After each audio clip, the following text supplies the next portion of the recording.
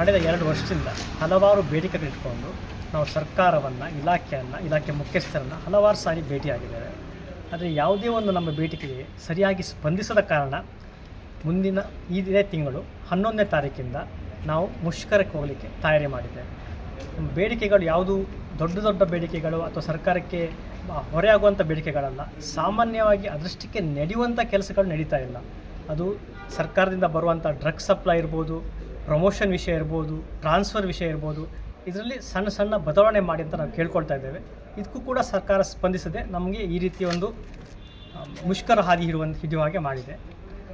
ಇದೇ 11ರಂದು ನಾವು OPD ಸರ್ವಿಸನ್ನು ಬಂದ್ ಮಾಡಿ 15 ತನಕ ಮತ್ತು ಕೂಡ ಸರ್ಕಾರ ನಮ್ಮ ಬೇಡಿಕೆಗಳಿಗೆ ಸ್ಪಂದಿಸ್ತಿದ್ರೆ 15ರಿಂದ ಸಂಪೂರ್ಣವಾಗಿ ಎಲ್ಲ ಸೇವೆಗಳನ್ನು ಸ್ಥಗಿತ ಮಾಡಬೇಕಂತ ನಿರ್ಧರಿಸಿದ್ದೆ. 11ಕ್ಕೆ OPD, 11ಕ್ಕೆ ಸ್ಟಾಪ್. ಫಸ್ಟ್ 4 ದಿನ ನೀವು ಮಾಡ್ತೀರಿ, ಎಮರ್ಜೆನ್ಸಿ ಸರ್ವಿಸ್ ಎಲ್ಲ ಕೊಡ್ತೇವೆ. ಮತ್ತು ಈಗ ನೀವು ಗಡುವು ಕೊಟ್ಟಿದ್ದೀರಲ್ಲ, ಅದಕ್ಕಿಂತ ಮೊದಲು ಮಾಡಿ ಅಂತೇಳಿ ಅದರ ಬಗ್ಗೆ ಹೇಳಿ ಸರ್. ಅಲ್ಲ, ಅದು ಕಳೆದ ನಾವು ಇದು ಲೆಟರ್ ಕೊಟ್ಟು ಸರ್ಕಾರಕ್ಕೆ 20 ದಿವಸ ಮುಂಚೆನೇ ಲೆಟರ್ ಕೊಟ್ಟಿದ್ದೇವೆ.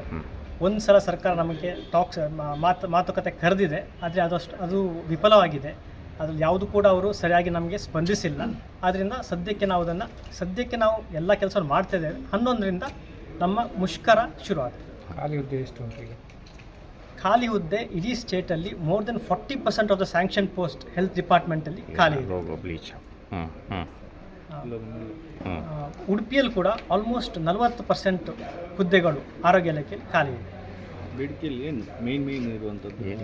ನಮ್ಮದು ಮೊದಲನೇ ಬೇಡಿಕೆ ಜನರಿಗೆ ಹೆಲ್ಪ್ ಆಗುವಂಥದ್ದು. ಡ್ರಗ್ಸ್ ಸರಿಯಾಗಿ ಸಪ್ಲೈ ಮಾಡಿ, ಔಷಧಗಳನ್ನು ಟೈಮ್ ಸರಿಯಾಗಿ ಸಮರ್ಪಕವಾಗಿ ಬೇಕಾಗುವ ಔಷಧಿಗಳನ್ನು ಸರಿಯಾದ ಸಮಯಕ್ಕೆ ಸಪ್ಲೈ ಮಾಡುವಂಥದ್ದು ಇರುವಂಥ ನಮ್ಮ ಮುಖ್ಯ ಬೇಡಿಕೆ.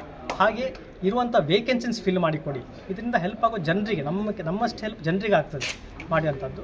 ಅದು ಬಿಟ್ಟರೆ ಟೈಮ್ ಸರಿಯಾಗಿ ಪ್ರಮೋಷನ್ ಕೊಡುವಂಥದ್ದು, ಟ್ರಾನ್ಸ್ಫರ್ ಆ್ಯಕ್ಟಲ್ಲಿ ಕೆಲವೊಂದು ನ್ಯೂನತೆಗಳಿದೆ, ಅದನ್ನು ಸರಿ ಮಾಡಿ ಅಂತ ಕೇಳ್ತಿರುವಂಥದ್ದು.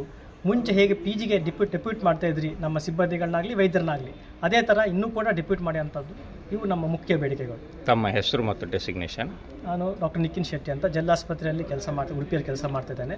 ನಾನು ಸ್ಟೇಟ್ ಪ್ರೆಸಿಡೆಂಟ್ ಆಗಿದ್ದೇನೆ. ಮುಂದಿನ ಬಾರಿಗೆ ನಾನು ಪ್ರೆಸಿಡೆಂಟ್ ಆಗಿದ್ದೇನೆ. ಕರ್ನಾಟಕ ಸರ್ಕಾರಿ ವೈದ್ಯಾಧಿಕಾರಿಗಳ ಸಂಘ.